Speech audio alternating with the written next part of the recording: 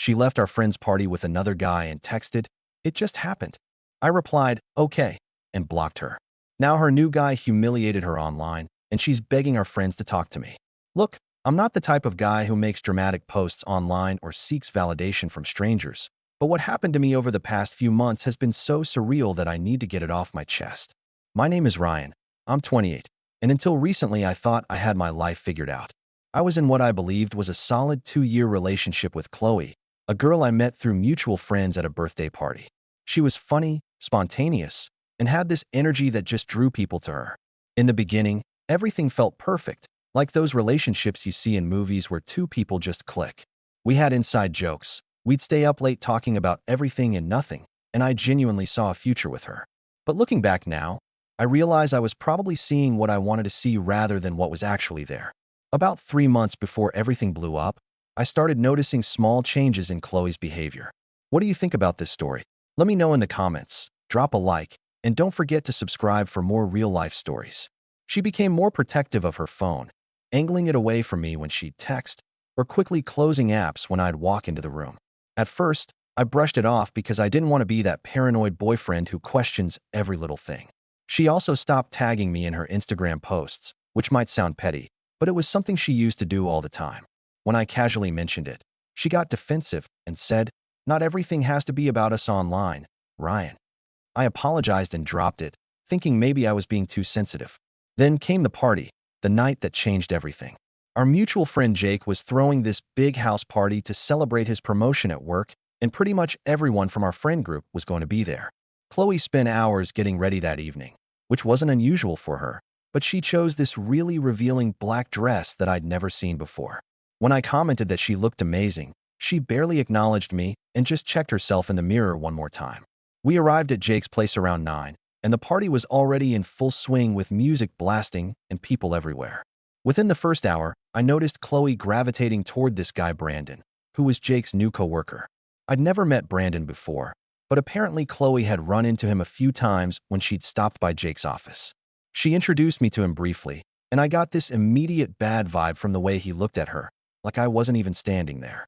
Throughout the night, I kept seeing them together, laughing a bit too hard at each other's jokes, standing a bit too close. At one point, I walked over to join their conversation, and Qley seemed almost annoyed by my presence, giving me short answers and barely making eye contact. I tried to play it cool because I didn't want to seem like the jealous boyfriend making a scene at our friend's party. Around midnight, I was exhausted and told Qley I was thinking about heading home. She immediately said, "Oh, I'm not ready to leave yet. I'm having so much fun." When I suggested we could share an Uber and she could come back if she wanted, she got irritated and said, "Just go then. I'll catch a ride with someone later." Her tone was sharp, dismissive, and it stung more than I wanted to admit. I looked around for Brandon and noticed he was also still at the party, coincidentally without his jacket now, looking very comfortable.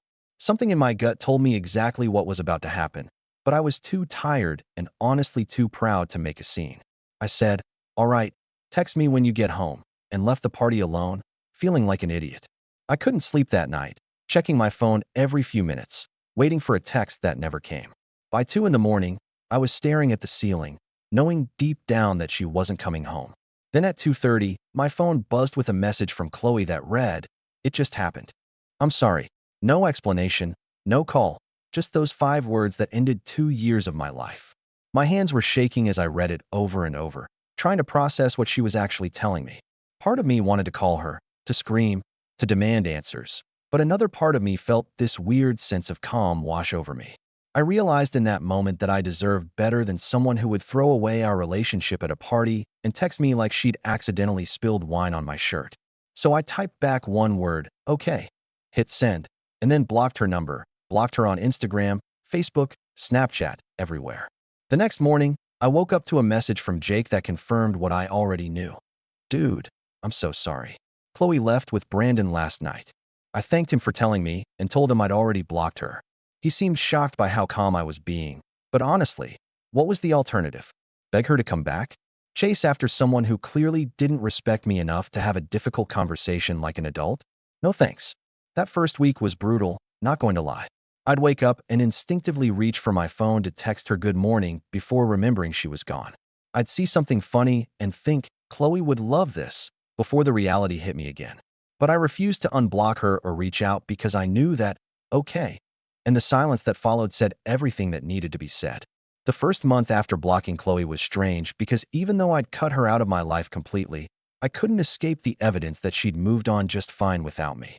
My friends would occasionally mention seeing her post with Brandon, always carefully watching my reaction to see if I was going to break down or explode. I never gave them the satisfaction of either response because honestly, I was focused on rebuilding myself rather than monitoring what my ex was doing with the guy she cheated on me with.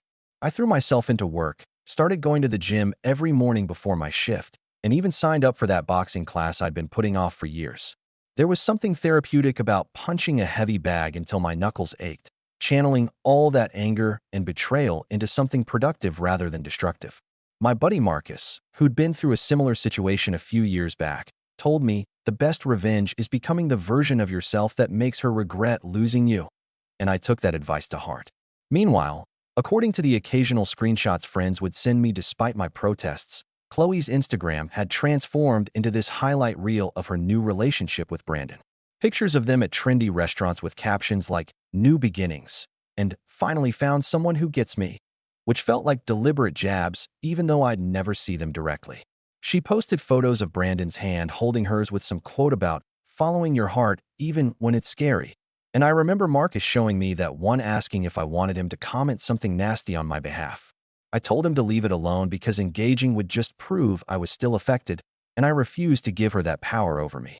What I didn't know was that behind all those carefully curated Instagram posts, Brandon was showing his true colors pretty quickly. About 6 weeks after the party, I was at the gym when I got a call from Jake asking if I'd seen Brandon's recent post.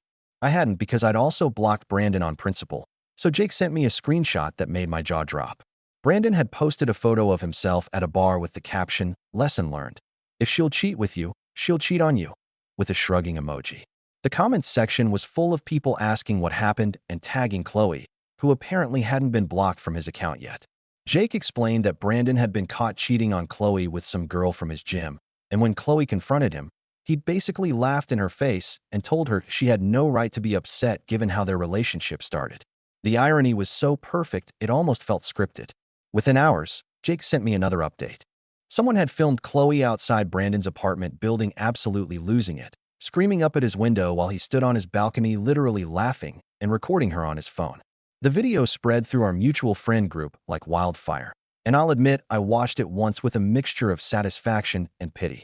She looked completely unhinged, mascara running down her face, yelling, "You told me you loved me," while Brandon just smirked and eventually went back inside, leaving her standing there alone. It was brutal to watch, and despite everything she'd done to me, I didn't feel the triumphant joy I thought I would.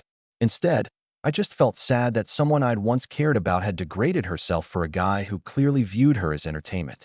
By the end of that week, all traces of Brandon had vanished from Qley's social media like he'd never existed.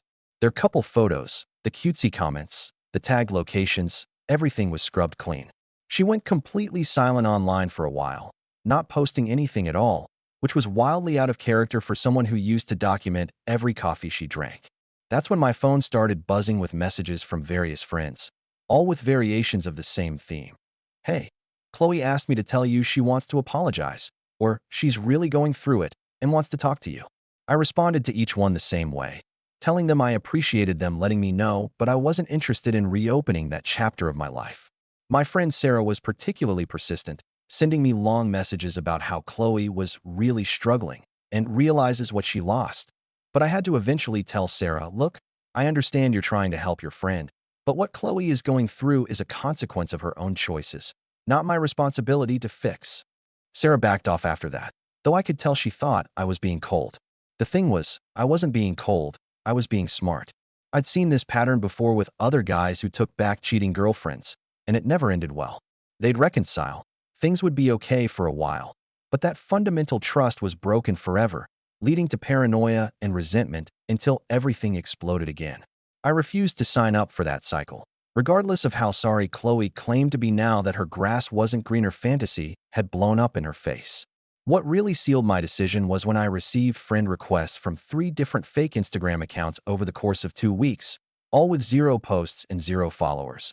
all clearly created by Qley to try to see what I was up to since I'd blocked her main account. I rejected each one without a second thought, and actually found myself laughing at the desperation of it all. The fake Instagram accounts were just the beginning of Qley's increasingly desperate attempts to get my attention over the following weeks. One evening, I was having dinner with Marcus when I got a message request on LinkedIn of all places from Qley's account with a message that read, "I know you block me everywhere else, but please just hear me out." I showed Marcus the message, and he nearly spit out his drink laughing at the audacity of using a professional networking site for personal drama. I didn't respond, just archived the message and adjusted my privacy settings so she couldn't see my profile anymore. Then came the emails, long rambling messages that would arrive at random times, sometimes at 3 in the morning when she was presumably drunk or unable to sleep. The first one was apologetic, talking about how she'd made the biggest mistake of her life and how Brandon had manipulated her and how she'd been confused and stupid. I read the first few sentences and deleted it without finishing because I'd heard enough excuses to last a lifetime. The second email, which came a week later, had a completely different tone, starting with "you know, you weren't perfect either," and listing all my apparent flaws and mistakes throughout our relationship. That one actually annoyed me more than the cheating itself because it showed she was trying to rewrite history to make herself feel better about what she'd done. I set up an email filter to automatically send anything from her address straight to trash so I wouldn't have to see them anymore. Our mutual friends started getting exhausted by her constant questions about me, asking if I was seeing anyone, if I'd mentioned her, if I seemed happy or sad. Jake told me she'd cornered him at a coffee shop for 30 minutes interrogating him about my life, and he'd finally had to tell her, "Qley, Ryan has moved on. You need to do the same." Sarah admitted that even she was getting tired of being Qley's emotional support system, especially since Qley refused to accept any responsibility for the situation she'd created.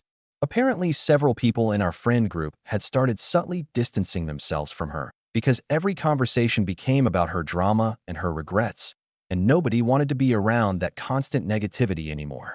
About 3 months after the initial breakup, I was at another one of Jake's parties, this time a much smaller gathering for his actual birthday. I'd almost skipped it because I suspected Qley might show up, but Jake assured me she wasn't invited and I deserved to enjoy time with my friends without hiding. I was having a genuinely good time, talking with some people I hadn't seen in a while, when I felt someone tap my shoulder and turned around to find Qley standing there looking nervous. She'd clearly gotten the party details from someone and decided to crash it despite not being invited. My first instinct was to just walk away, but something made me stay and hear what she had to say. She started with, "Hey, Ryan. I know you probably don't want to see me, but I really need to talk to you." Her voice was shaky and she looked smaller somehow, like the confidence she used to carry had been completely stripped away. I glanced around and noticed several of our friends watching this interaction with obvious concern, probably worried I was about to cause a scene. Instead, I just said, "Okay, talk," keeping my voice neutral and my face expressionless. She launched into this speech about how sorry she was, how she'd ruined the best thing in her life, how Brandon had shown her what she'd lost, and how she wanted to try again if I'd give her another chance. She even reached for my hand at one point, but I stepped back slightly, maintaining distance between us. When she finally finished her rehearsed monologue, there was this expectant silence where she clearly thought I was going to either forgive her or at least engage in some deep conversation about our relationship. Instead, I looked at her calmly and said, "I think we ended exactly how we were supposed to. I hope you find what you're looking for, but it won't be with me. Take care of yourself, Qley." Her face went through several emotions rapidly: shock, hurt, anger, and finally resignation. She opened her mouth like she wanted to argue or plead more, but I'd already turned away and walked back to my conversation with Marcus, effectively ending the interaction on my terms. I heard her leave a few minutes later, and Jake came over to ask if I was all right. I told him honestly that I felt fine, maybe even relieved that I'd finally gotten closure on my own terms without drama or cruelty. The party continued, and I found myself laughing genuinely for the first time in months, realizing that I'd actually moved on completely. She'd left that first party and texted, "It just happened," like our relationship was some accident she'd stumbled into ending. And when everything fell apart for her, when Brandon showed her exactly who he was, and she came crawling back full of regrets, she learned that consequences just happened too. Because me blocking her, moving on, and building a better life without her, that also just happened, and there was no going back from it. What do you think about this story? Let me know in the comments. Drop a like, And don't forget to subscribe for more real-life stories.